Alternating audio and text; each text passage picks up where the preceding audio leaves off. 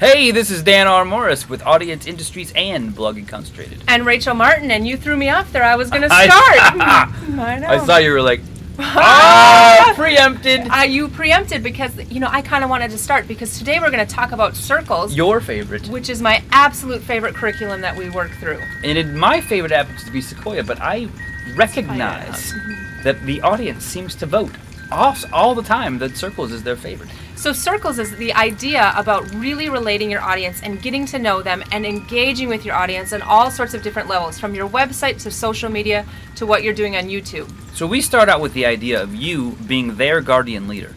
How do we protect them? How do we tell them the things that they want, the things they don't want? How do we take them on a journey that they need to be taken on? Because there is no handbook for life. There isn't. And then we move on to the idea of what makes your community stick. What makes them come back again and again, just like some people go to Starbucks all the time. What is it about your community that makes them come back to you and beyond that share your community with their friends? And I'll tell you, bloggers and businesses alike like the next part. They do. Which is, how do we use our mission statement? How do we even develop a mission statement that becomes a filter for everything we do and attracts the people who believe what you do, just like Apple has done from the very beginning? I'll tell you, that section is a section every time where it's like the light bulb moment in the room. We go around the room and we talk with everybody, and you can see just the new mindset that happens in that moment. We talk about Martin Luther King Jr. in that area. I mean, the idea that he was able to round up 1 million people without Eventbrite was all based on this concept. It's exactly right. And we move on then to defining the client. Do you know your audience that well? And we look at clues that our audience gives us, from whether it's a comment or an email or what they're even liking and responding to help you understand the mindset of your client so you can create products and posts and tweets and status updates that resonate with them. This is the concept that gets Rachel 800, 900, 1,000, 1 million shares of every single blog post she writes. And then after that, we move on to getting the social love. What is it that we need to do to get the social love? Are our websites set up in such a way that it makes it so easy for other people to share? There's some specific strategies to getting that extra bit of social love. The social love helps SEO.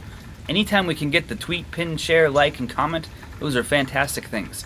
And we can actually design our site to create an environment in which our audience wants to do those things. And once it's designed right, then we can use the power of words and we can use the power of social clues to get our audience to take action. What is it that we want them to do next? We should never just put something out into the internet and hope that it moves somewhere.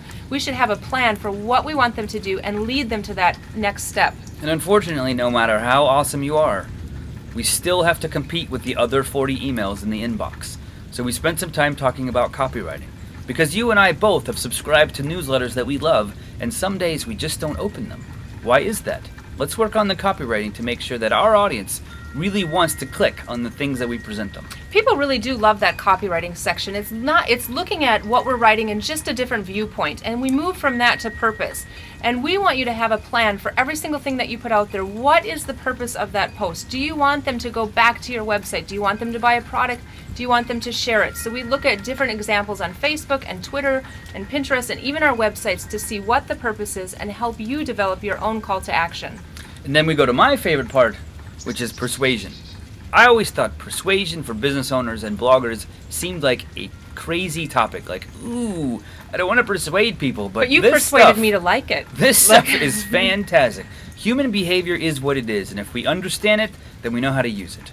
And then finally, we conclude with the idea of engaging with the community. You've identified them. You know how to construct a call to action, and we want you to continue the engagement so that it's not just a one-time thing, but what can you do to further that engagement so that your spread and your reach is no longer dependent upon you specifically. Your community is also reaching out to their community, thus creating this cool ripple effect. And we talk about email and what do we send them?